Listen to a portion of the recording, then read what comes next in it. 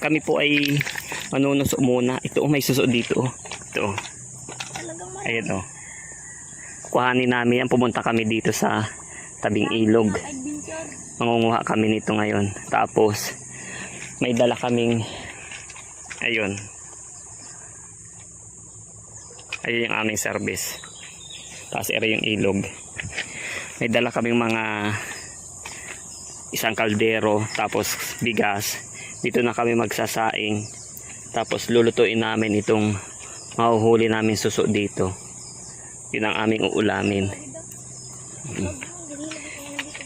Ayun yung dalawa kong kasama. Magluto ka na ngayon, kami nang bahala manusok. Ay, saan ba tayo magatigil? Doon sa may kawayan. Aling kawayan? Basta doon sa may ilalim yun. Alin nga dyan? Ayun, no? Doon? Sige, dadalhin ko na yung ano doon. Ay, dito sa baba, marami pa Uuna na ako doon sa aming pagtatambayan. Dahil doon tayo magluluto na ako. Ito pala yung dala namin. Una kong gagawin mga ka-adventure, gagawa tayo ng tungkuan. Yung paglulutuan natin ng kanin. So, kailangan na natin ng 3 batong malalaki. Ito, pwede na ito. Tapos ito yung isa. Tapos yan. Ating gagawing pagtatapat-tapatin lang natin yung 3 ito. Para dito natin ilagay yung kaldero. Ayan, ganyan. Position. Kita nyo. Tapos ito yung kaldero natin. Try natin kung kasya dito. So ayan, okay na mga ka-adventure. Bali, gatong na lang ang kailangan. Tayo ay maghahanap muna ng gatong. Sa paghahanap natin ng gatong, ng kahoy, kailangan natin itong gulok. Ano po? Ito. Ito, pwede na to. Itong isa na to. Gagamit na natin to ka-adventure. Lagay muna natin dyan. Tapos ito. Pwede na rin to. Ayan. Ang ganda dito. Pali tunog ng tubig lang ng ilog ang ating maririnig.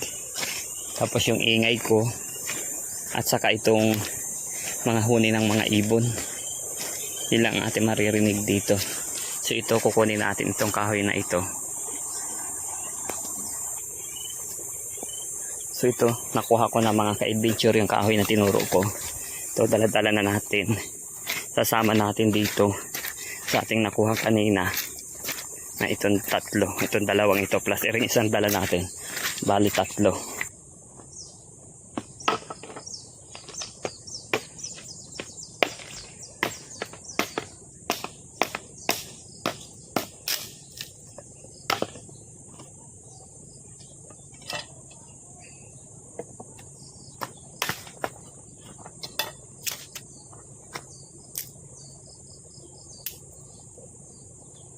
So try tayong gumamit ng mga ganito para pang padilat natin sa apoy.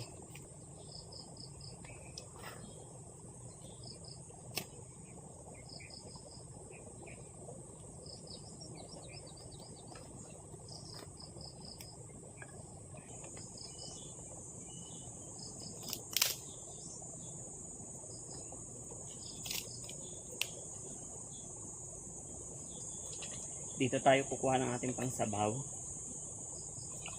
So okay na yung ating bigas. Sasalang na natin.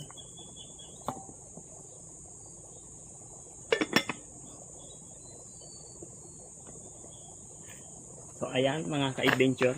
Hihintayin na lang natin na maluto yung ating kanin na sinaing. Para mamaya-maya yung ating mga kasama ayun andon, nangunguha sila ng suso.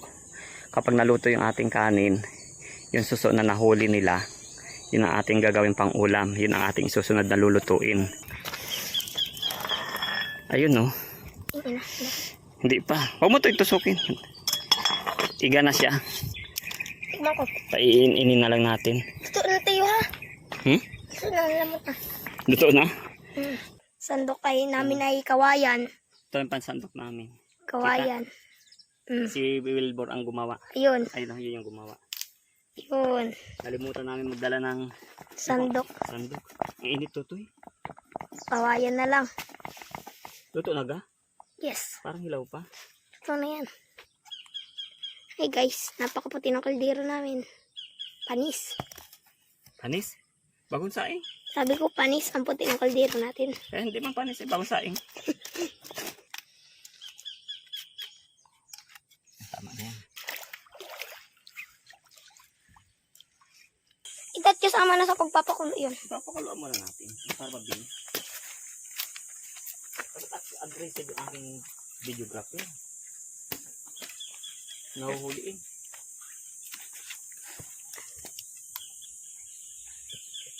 Panis.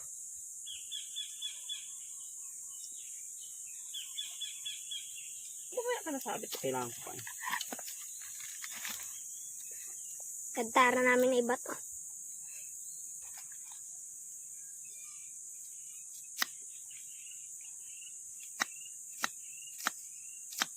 Dapat may luya ito eh.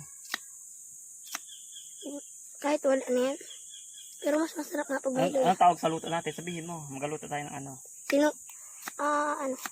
Tinulang suso. Bawang.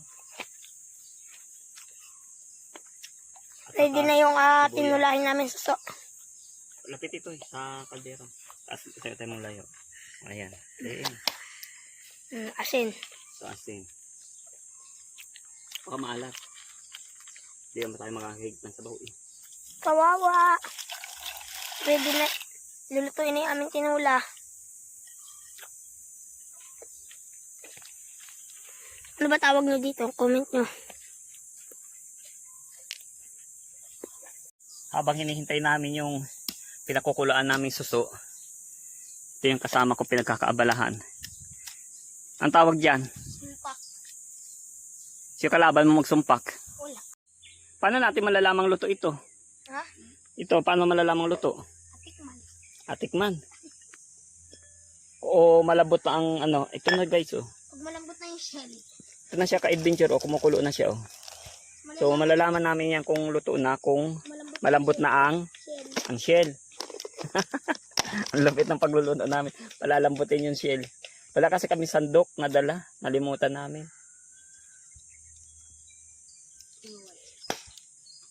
Kaya pa natin yung lulubula.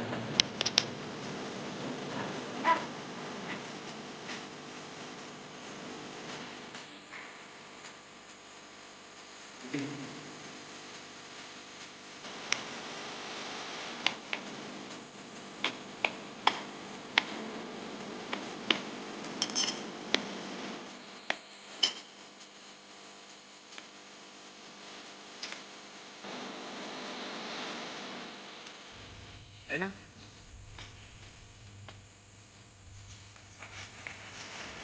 So, adventure pa tayo sa tabi.